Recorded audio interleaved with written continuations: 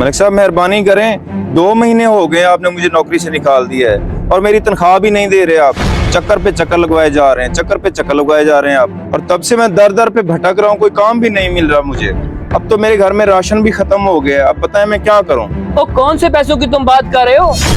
2-2, 3-3 हजार करके तुम अपनी सारी तनख्वाह ले चुके हो और आखिरी बार तुम 4 हजार मुझसे लेके गए हो, मुझे इसी तरह याद है, खाते पे लिखा हुआ है। मलिक साहब मैं आपसे कोई फालतू पैसे नहीं मांग रहा, मुझे भी अच्छी तरह याद है जो मैं पैसे लेता रहूँ आपसे।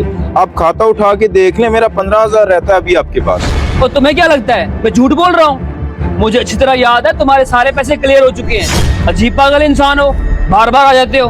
दफा हो जाओ यहाँ से, कोई पैसे नहीं है। अल्लाह के अज़ाब से डरे मलिक साहब, अब मेरे हक के पैसे नहीं दे रहे। मैं अपना फैसला अल्लाह ताला की ज़ात पे छोड़ता हूँ, वो ही बेहतर करेगा। और याद रखिएगा एक दिन आप पछताएंगे। बड़ा आया बद दुआएं देने वाला, ऐसे कई देखे बद दुआएं देने